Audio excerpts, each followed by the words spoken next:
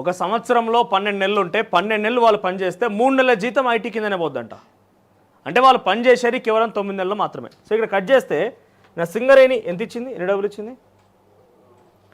ఖమ్మం వరద బాధితులకి లేదంటే మొన్న ముంపుకు గురైనటువంటి వరద బాధితులందరికీ కూడా ఖమ్మం కావచ్చు ఇతర ఏదైనా కావచ్చు సుమారుగా 10 కోట్ల రూపాయలు 25,65,273 ఒక్క నిమిషం 10 కోట్ల 25,65,273 రూపాయలు. సో ఇదేంటి అంటే వరద ముంపు ప్రాంతాలకు సంబంధించినటువంటి సింగరేణి సంస్థ సీఎం సహాయ నిధికి డబ్బులు ఇచ్చింది.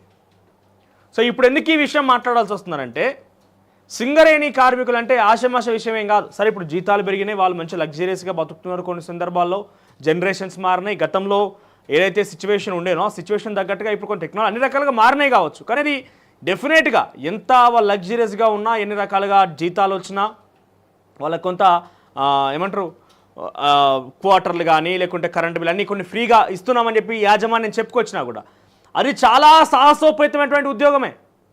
కిందికి పోయేంత మనం కూర్చుని కాలిన కాలేసుకొని ఏసీలో కూర్చున్నట్టు ఉద్యోగం కాదు అది. కార్మికులు వాళ్ళు అంటే కష్టపడినటువంటి పని చేసే వ్యక్తులే వాళ్ళంతా కూడా. యాజమాన్యానికి లోపల సమస్యలు ఏం తెలియదు, లోపలికి పోయేది కార్మికులు. ఇప్పుడు ఏం చేశారంటే ఇక్కడ 10 కోట్ల రూపాయలు వరద సహాయం కోసం అని చెప్పి సీఎం సహాయ నిధికి 10,25,00,000 రూపాయలు ఇచ్చారు. ఓకే, శబాష్, సింగరేణి కార్మికులకు కావచ్చు, సింగరేణి యాజమాన్యం కావచ్చు, శబాష్. కానీ ఇక్కడ ఈ కార్మికుల యాక్సెప్టెన్స్ ఎంత ఉన్నదనేది క్వశ్చన్. చాలామంది కార్మికులు అంతర్గతంగా వాళ్ళ చర్చ నడుస్తుంది. ఏంటంటే మా అనుమతి లేకుండానే మా యొక్క అనుమతి అంటే వాళ్ళ జీతం, అది వాళ్ళ కష్టం. ఇప్పుడు ఉదాహరణ తీసుకుంటే మనం ఆలయం ఒక టెంపుల్కి పోయినాం అనుకోండి, ఎస్ టెంపుల్ అక్కడ అభివృద్ధి చేసుకోవాలి, మీరు ఏమైనా చందా ఇస్తారని అడుగుతారు, లేకపోతే మీరు సహాయం చేస్తారని అడుగుతారు. కానీ లేదు మీరు ఇవ్వాలి, పక్కాగా ఇచ్చిపోవాలి, అతిరే రావాలి, లేకపోతే నడవదు కదా. సో ఇక్కడ కూడా ఏంటంటే ఖమ్మం కావచ్చు ఇతర వరద ప్రభావిత ప్రాంతాలకు సంబంధించి సింగరేణి యాజమాన్యం బేసిక్ శాలరీ అంటే ఒక రోజు వేతనం అనుకోండి, ప్రతి ఒక్కరిది ఒక రోజు వేతనం మొత్తం కూడా ఇక్కడ సహాయ నిధికి అని చెప్పేసి 10,25,65,273 రూపాయలని సీఎం సహాయ నిధికి ఇచ్చారు. దీంట్లో కార్మికుల యాక్సెప్టెన్స్ లేదంట. అంటే ఆ కార్మికులకు యాక్సెప్టెన్స్ లేదట. అంటే కార్మికులు ఏదో వీళ్ళకు సహాయం చేయొద్దనో, కరోనా సందర్భంలో కూడా సింగరేణి యాజమాన్యం ఇచ్చింది.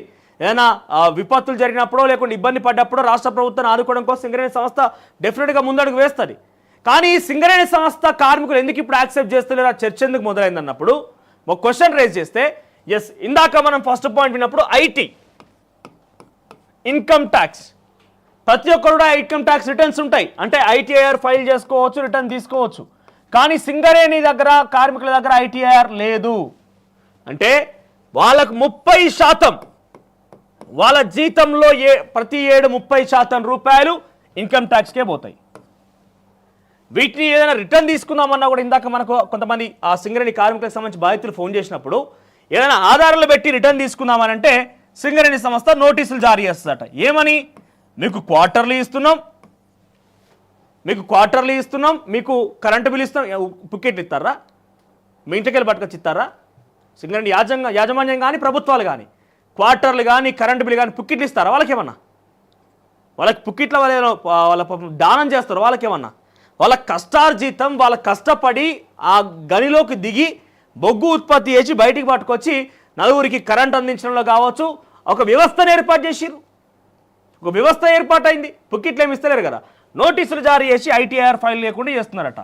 ఈ ప్రభుత్వం కానీ బీఆర్ఎస్ ప్రభుత్వం కానీ రెండు ప్రభుత్వాలు కూడా మొట్టమొదటిగా సింగరేణి ప్రాంతంలో 12 నియోజకవర్గాలు ఉన్నాయి. ఎక్కడ ఆసిఫాబాద్ నుంచి మొదలుకుంటే ఆసిఫాబాద్, మంచిర్యాల, చెన్నూరు, రామగుండం, భూపాలపల్లి, కొత్తగూడెం ఈ ప్రాంతాల్లో 12 భూపాలపల్లి ఇవన్నీ కూడా 12 నియోజకవర్గాలు ఉన్నాయి.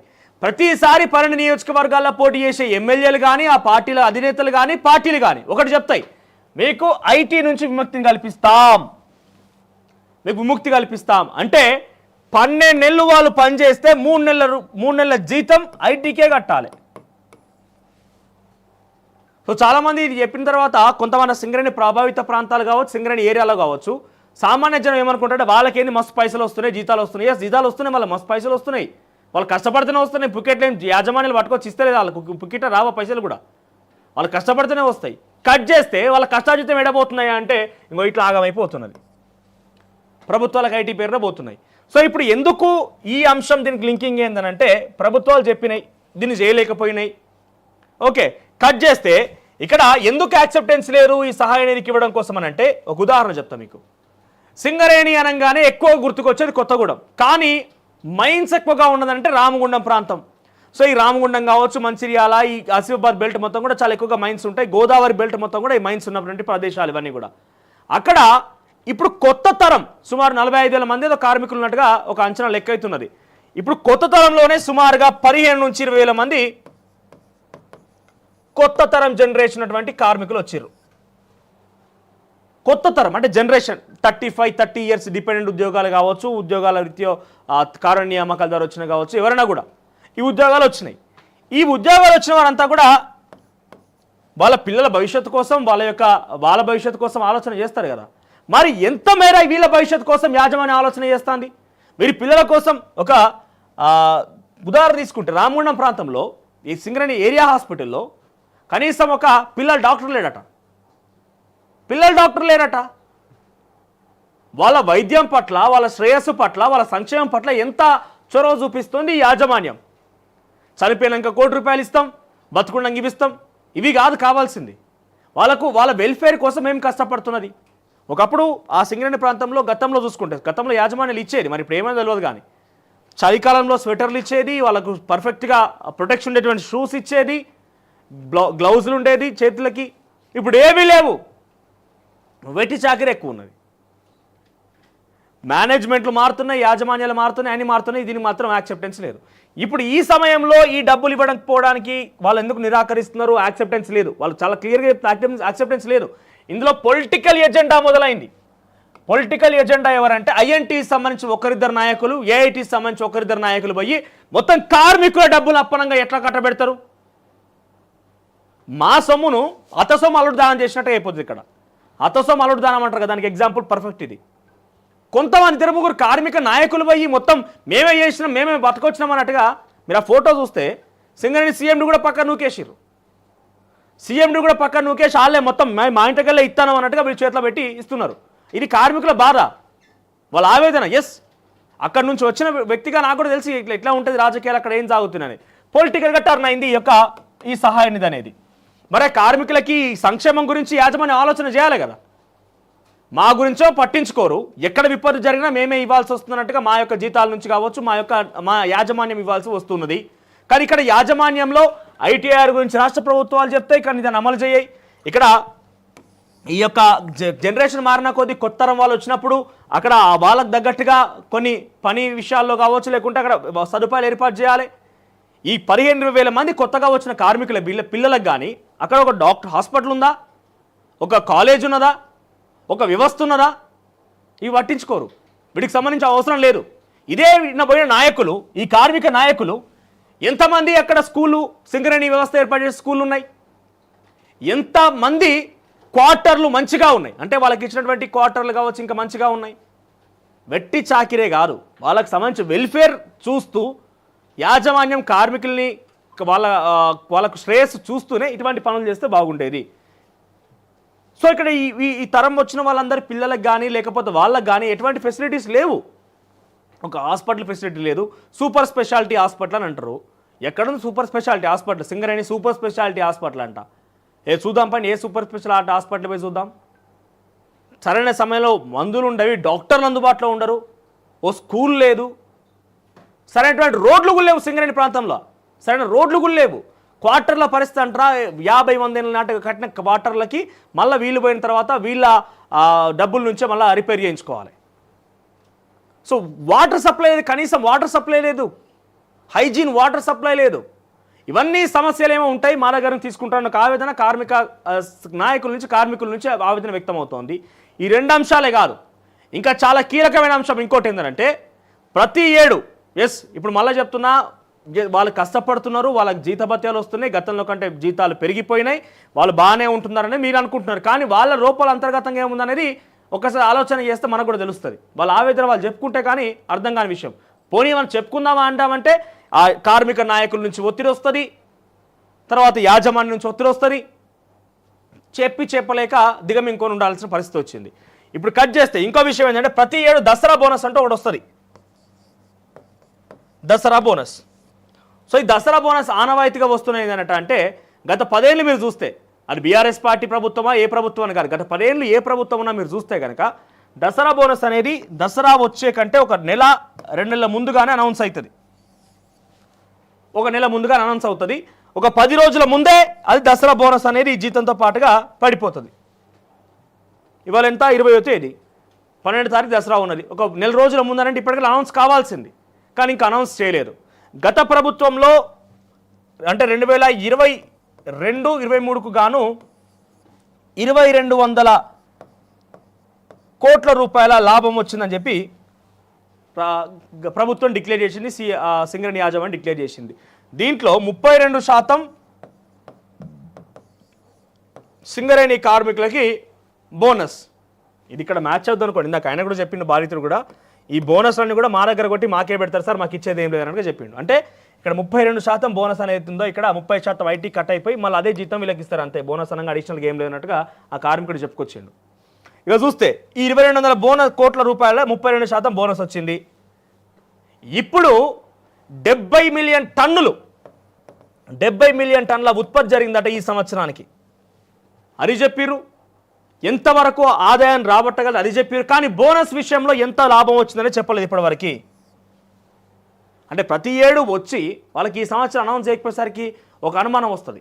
ఆ అనుమానం ఏంటంటే మా డబ్బుల్ని ప్రభుత్వం అప్పనంగా వాడుకునేందుకు ప్రయత్నం చేస్తుందని ఒక అనుమానం ఆ సింగరేణి కార్మికులు మొదలైంది. ఈ అనుమానానికి ప్రశ్నకి సమాధానం చెప్పాల్సిన బాధ్యత రాష్ట్ర ప్రభుత్వం మీద ఉంటుంది. ఈ కోటాను కోట్ల రూపాయలు చిన్న చిన్నగా ఉన్నాయి ఇక్కడ చూడండి, ఎటు చూసినా కోట్ల రూపాయలే. ఈ కోట్ల రూపాయలు వారి నుంచి దారి మలుతున్నప్పుడు ఎవరికైనా అనుమానం వస్తుంది. సో ఇక్కడ ఏమవుతున్నది, ఈ లాభాల వాటాకు సంబంధించిన అంశం ఇప్పటివరకు చెప్పకపోవడం కానీ, ఎన్ని లాభాలు వచ్చిన విషయం చెప్పకపోవడం కానీ, కనీసం ప్రస్తావించకపోవడం కానీ కార్మికుల్లో కొంత ఆందోళన కలిగిస్తున్న అనుమానం కలిగిస్తున్నది. ఆ అనుమానం ఒకటి ఏంటనంటే ఆ కార్మిక వర్గాల్లో చర్చ ఏంటనంటే గత ప్రభుత్వంలో సింగరేణి యాజమాన్యం నుంచి కేసీఆర్ ముఖ్యమంత్రిగా ఉన్నప్పుడు ఈ 12 నియోజకవర్గాలు ఏవైతే ఉన్నాయో, సింగరేణి ప్రభావిత ప్రాంతాలకు సంబంధించిన నియోజకవర్గాలు ఏవైతే ఉన్నాయో, ఈ 12 నియోజకవర్గాలకి వారి డెవలప్మెంట్ కోసం 2 కోట్ల రూపాయలు ఇవ్వాల్సిందిగా సింగరేణి సంస్థని వాళ్ళు డిమాండ్ చేశారు. ఏటానా లేకపోతే 5 సంవత్సరాలకు మరి. సో మొత్తం 2 కోట్ల రూపాయలు ఇవ్వనట్టుగా వాళ్ళు డిమాండ్ చేస్తే 2 కోట్ల రూపాయలు సింగరేణి సంస్థ ఇచ్చేసింది ఈ 12 నియోజకవర్గాలకి. కానీ ఇప్పుడు ఈ ముఖ్యమంత్రి రేవంత్ రెడ్డి ఏమడుగుతున్నాడట అంటే రాష్ట్రం మొత్తం అప్పుల కుప్ప అయిపోయింది, 7 లక్షల కోట్ల అప్పులు ఉన్నాయి, పైపెచ్చు పథకాలు అమలు చేయాలి, ఇన్ని ఇబ్బందులు పడాలి, నియోజకవర్గాలకి నిధులు పంపించాలి, ఆగం పంచాయతీ కదా. సో జెన్కోల పరిస్థితి ఆగమే ఉన్నది, ఎక్కడ చూసినా ఆగం పంచాయతీ. ప్రభుత్వ రంగ సంస్థలు, అది రాష్ట్ర ప్రభుత్వం ఆధీనంలో ఉన్నటువంటి ఓనర్షిప్లో నడిచేటువంటి ప్రభుత్వ రంగ సంస్థల్లో అన్ని ఆగం పంచాయతీలే, సింగరేణి తప్ప. అయితే సింగరేణికి ఇప్పటికే జెన్కో నుంచి 30,000 కోట్ల రూపాయలు రావాలట. ఏంటిదనంటే ఈ బొగ్గు సప్లై చేస్తేనే కదా జెన్కోలు కానీ ఇంక ఇతరత్ర ఈ యొక్క వ్యవస్థను స్టార్ట్ చేసి కరెంట్ ప్రొడ్యూస్ చేసేది. సో రాష్ట్ర ప్రభుత్వం ఏమో ఈ జెన్కో సంస్థలకి 16,000 నుంచి 18,000 కోట్ల రూపాయలు ఇవ్వాల్సి ఉన్నదట మొత్తం. ఈ జెన్కోలేమో సింగరేణి సంస్థకు 30,000 కోట్లు ఇవ్వాలట. అంటే 30,000 కోట్ల రూపాయలు ఇప్పటికే రాష్ట్ర ప్రభుత్వం ఇండైరెక్ట్గా పెండింగ్ ఉన్నది సింగరేణి సంస్థకి. కట్ చేస్తే అది చాలదన్నట్టు గత ప్రభుత్వం 2 కోట్ల రూపాయలు 12 నియోజకవర్గాలకు ఇప్పిస్తే ఇప్పుడు రేవంత్ రెడ్డి ముఖ్యమంత్రి అయిన తర్వాత ఆ ప్రభుత్వం ఏం డిమాండ్ చేస్తుందట అంటే 119 నియోజకవర్గాలకి 2 కోట్ల రూపాయల చొప్పున ఇవ్వండి. అంటే సుమారుగా 240 కోట్లు అటు ఇటుగా. ప్లస్ ఈ 12 నియోజకవర్గాలకి డెవలప్మెంట్ కోసం మరొక అదనంగా 10 కోట్ల రూపాయలు, 10 అంటే 120 కోట్లు. సో సుమారుగా 360 కోట్ల రూపాయలకి స్కెచ్ చేసుకొని కూర్చుంది అనేది ఒక చర్చ. ఇదొక చర్చ కార్మిక వర్గాలు నడుస్తున్నది. సో ఈ చర్చ నడుస్తున్న నేపథ్యంలో ఇన్ని కోట్ల రూపాయలు రాష్ట్ర ప్రభుత్వానికి యాజమాన్యం ఇవ్వాల్సి వస్తే రేపటి రోజున సింగరేణి సంస్థ ఫ్యూచర్ ప్లాన్ ఏంది, బొగ్గు గనులు ఏమైపోతున్నాయి, ఈ కథ ఏంది, కార్ఖానా ఏంది, వాళ్ళ వెల్ఫేర్ ఏందన్న విషయాన్ని పట్టించుకుంటుందా అని అంటే ఒక క్వశ్చన్ మార్క్. ఇప్పటికే ప్రైవేటైజేషన్ విషయంలో ఒక చర్చ కొనసాగుతున్నది. ఆ ప్రైవేటైజేషన్ కనుక జరుగుతాయి, ఈ సింగరేణి కార్మికులు రావాల్సినటువంటి ఆ యొక్క వాటాలు వాళ్ళ హక్కులు మొత్తం కూడా హరించిపోతాయి. పైపెచ్చు ప్రభుత్వాలకే యాజమాన్యం నుంచి ఇన్ని డబ్బులు చెల్లిస్తే వాళ్ళకు రావాల్సిన యథాతథంగా వాళ్ళకి రావాల్సిన 50% వాటా వాళ్ళకి వెళ్తూనే ఉంటుంది. 51% వాటా వాళ్ళకు రాష్ట్ర ప్రభుత్వం ఓనర్షిప్ ఉంది కాబట్టి వాళ్ళు తీసుకుంటూనే ఉంటారు. అదనంగా ఇంక ఇవి కూడా ఇవ్వడం వల్ల ఏమవుతుంది, సింగరేణి యాజమాన్యం మీద ఒత్తిడి పెరుగుతుంది అనేది ఒక చర్చ. ఇకపోతే గతంలో మీరు గుర్తు చేసుకుంటే కుర్చేసుకొని కూర్చుండి సింగరేణిలో అండర్ గ్రౌండ్ మైన్సే ఉంటాయి, ఓసీపీలు ఉండవని చెప్పి మాజీ ముఖ్యమంత్రి కేసీఆర్ చెప్పుకొచ్చింది. కుర్చేసుకొని కూర్చుండి నేను ఓసీపీలు కాకుండా ఆపుతానన్నాడు. ఎక్కడికో ఎందుకు మా ప్రాంతం పోదాం, గోదావరికని రామగుండం ప్రాంతం పోతే చుట్టూ ఓసీపీలే, మధ్యలో బొందలగడ్డ ఒక ప్రాంతం ఉన్నది. ఒకప్పుడు గోదావరికని ప్రాంతం పోవాలంటే అభివృద్ధికి, సిరులకి, సంపదకి పెట్టింది పేరుగా ఉండేది. అన్నిటికీ నెంబర్ 1 డబ్బులు ఉండేది, వ్యాపారాలు జరిగేది, కాలేజీలు, స్కూళ్ళు, వైద్యం, విద్య అన్ని రకాలుగా చాలా బాగుండేది. ఇప్పుడు పోయి చూస్తే దరిద్రం కొట్లాడుతుంది అక్కడ. ఎందుకు దరిద్రం అనే మాట మాట్లాడాల్సి వస్తుందంటే ఓసీపీలు, పొల్యూషన్, పొగ, దుమ్ము, ధూళి మొత్తం అదే. ఒక అరగంట బయట నిల్చొని మనం కరెక్ట్గా శ్వాస పీల్చుకుంటే మళ్ళీ మనం ఇక బ్రీతింగ్ సెన్సేషన్ ఆగిపోతుంది. ఇక అంతటి పరిస్థితి ఉన్నది. మరొకప్పుడు ఇదే ప్రతిపక్ష పార్టీలో ఉన్నటువంటి అక్కడి ఎమ్మెల్యేలు ప్రేమ్ సాగర్ రావు కానీ, వివేక్ వెంకటస్వామి కానీ, మకాన్ సింగ్ రాజ్ ఠాకూర్ కానీ, భూపాలపల్లి ఎమ్మెల్యే గండ్ర సత్యనారాయణ కానీ వీళ్ళందరూ కూడా ఎమ్మెల్యేలే కదా అక్కడ. ఆ గతంలో ప్రతిపక్ష పార్టీలో ఉన్నారు కదంతా. మరి ఆ ప్రతిపక్ష పార్టీలో ఓసీపీ చేస్తారా, దీక్ష చేస్తా, ఆమె నిరాహార దీక్ష కూర్చుంటా, ఓసీపీ ఎట్లయిద్దని చెప్పిన మీరు ఈరోజు అరే ఓసీపీలు అయిపోయి అక్కడ ఆ ఓసీపీ 5 ఏదైతే ఉందో ఓసీపీ 5 అయిపోయి పూర్తిగా గుట్టలు, పెద్ద ఎత్తున గుట్టలు మారిపోయి పొగ, దుమ్ము, ధూళి మొత్తం ఇళ్ళలోకి చేరిపోయి పొల్యూషన్తోని శ్వాసకోశ సంబంధిత వ్యాధితో ఇబ్బంది పడుతున్నటువంటి ఆ కార్మికులకి, ఆ కార్మికుల కుటుంబాలకి, ఆ యొక్క ప్రజానికానికి మీరు ఎటువంటి నష్టపరిహారం ఇప్పిస్తారు, లేదంటే అక్కడ పొల్యూషన్ కంట్రోల్ కోసం ఎటువంటి చర్యలు తీసుకున్నారు? మీ ప్రభుత్వం వచ్చి సంవత్సరం కాలం కావస్తుంది, దగ్గరగా ఇంకో 2 నెలలు అయితే సంవత్సరం అయిపోతుంది. సో ఇటు విషయాల్లో ప్రయత్నం చేయండి. ప్రభుత్వం ఇక్కడ యాజమాన్యం పరస్పరంగా మీ కోఆర్డినేషన్తో ముందుకు వెళ్తారా? ఇవన్నీ కార్మికుల చర్చ జరుగుతున్న అంశాలు మీకు చెప్పిన నేను. సో ఈ అంశాలు మీరు ఎట్లా తీసుకెళ్తారనేది మీ ఇష్టం, ప్రభుత్వం ఎట్లా నిర్ణయం తీసుకుంటుందో కావాలి. కానీ ఆ కార్మికుల వెల్ఫేర్ కూడా చూడాలనేది ప్రధానంగా వాళ్ళు డిమాండ్ చేస్తున్న అంశం. వారి కోసం ఒక మెరుగైన వైద్యం కోసం సూపర్ స్పెషాలిటీ హాస్పిటల్ ఏర్పాటు చేయండి, ఒక స్కూల్ కాలేజ్ ఏర్పాటు చేయండి, వాళ్ళకు మంచి ఇన్ఫ్రాస్ట్రక్చర్తో కూడినటువంటి, అంటే ఇన్ఫ్రాస్ట్రక్చర్ వాళ్ళు మొత్తం భవంతులు, పెద్ద పెద్ద ఇండ్లు కాదు వాళ్ళు ఎక్స్పెక్ట్ చేసేది, బేసిక్ ఎమ్యూనిటీస్ వాళ్ళకి ఏర్పాటు చేయండి, హైజీన్ వాటర్ సప్లై ఇవ్వండి, పొల్యూషన్ కంట్రోల్ ఉండే రకంగా చూడండి. గనిలకు పోతేనే పొల్యూషను, ఓసీపీలకు పోయినా గనులలో పనిచేసినా పొల్యూషను, బయటకు వచ్చినాక కనీసం బయట ఉందామన్నా కూడా బయట కూడా పొల్యూషనే. సో వీటిని కంట్రోల్లోకి తీసుకురాకుండా ఎవరో ఒకరిద్దరు నాయకులు రాజకీయంగా చొరబడి వాళ్ళ ఇంటికి వెళ్ళి ఇచ్చినట్టుగా అక్కడ ఫోటోలకు పోజ్ ఇవ్వడం అనేది కార్మిక వర్గాల్లో కొంత ఆందోళన కలిగిస్తున్నది. ఈ 10,000 కోట్ల రూపాయలు ఎవరి అంటే కార్మికులే, వాళ్ళ జీతాలే, వాళ్ళు కష్టపడి ఇచ్చినవే. కానీ ఒకరిద్దరు స్వార్థం కోసం రాజకీయంగా మలచడం అనేది యావత్ కార్మిక వర్గాల్లో ఒక ఆందోళన, ఆవేశాన్ని, ఆగ్రహాన్ని కలిగిస్తున్నది. మరి ఇటు విషయం పైన సింగరేణి యాజమాన్యం ఏ రకంగా స్పందిస్తూ చూడాలి. వాళ్ళ సంతకాల సేకరణ పెట్టిరు, ఇది చేయొద్దు, ఇది తప్పుడు ముచ్చట, మీరు ఇది ముందు తీసుకుపోవద్దు, మీరు మా డబ్బులు తీసుకోవద్దు అన్నట్టుగా గనులలో, సింగరేణి గనులలో దాన్ని అపోజ్ చేసి సంతకాల సేకరణ పెట్టిరు. సో ఇది తప్పేం కాదు, మీరు ఇచ్చారు, మీకు హ్యాట్స్ ఆఫ్, సింగరేణి కార్మికులకు హ్యాట్స్ ఆఫ్, మన ప్రాంతాన్ని మనం కాపాడుకోవడం హ్యాట్స్ ఆఫ్ చెప్పొచ్చు. కానీ ఒకరిద్దరు రాజకీయంగానే మలిచారు అనేది వాళ్ళ ఆవేదన. ఎస్, ఒకసారి మరో కాల్ తీసుకుందాం. నమస్తే. నమస్తే అండి.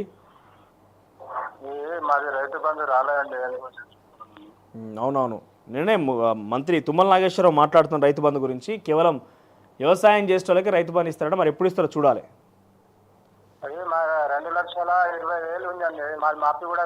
రుణమాఫీయా? 2 లక్షల వరకే రుణమాఫీ అవుద్దంట కదా, రాష్ట్ర ప్రభుత్వం చెప్పిన ప్రకారంగా 2 లక్షల వరకే అయిపోతుంది. అదే నాకు 2 లక్షల నేను రైల్వే చేసుకున్నామండి. అంటే 2 పేర్లు ఉంది మా ఇంట్లో, మా రేషన్ కార్డు కూడా ఉందండి. ఓకే, రేషన్ కార్డు కూడా ఉంది, కానీ అది రుణమాఫీ అయితే కాలే, మాకు మాఫీ కాలే. ఇప్పుడు రైతు బంధు చేస్తారని చెప్తారు కానీ వేస్తలేదు కదా. అదే ప్రభుత్వాలు ఏం చేస్తుందో అర్థమైతే అదే క్వశ్చన్ చేస్తున్నామండి. సో ఇది రైతు బంధు గురించి వాళ్ళు పాపం తిప్పలబడు. ఇప్పుడు వ్యవసాయం నడుస్తూనే ఉన్నది, కాలం జర తగ్గినట్టు కనబడుతున్నది.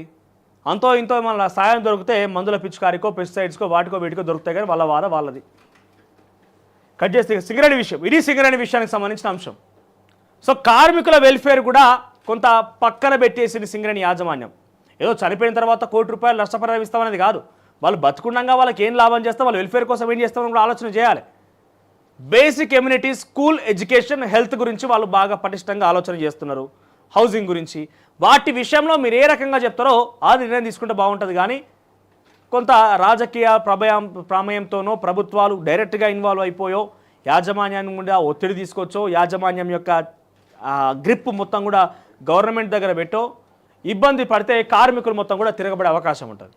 సో ఇది సింగరేణి కార్మికులకు సంబంధించిన అంశం. చాలా వరకు కూడా ఫోన్లు చేస్తున్నారు.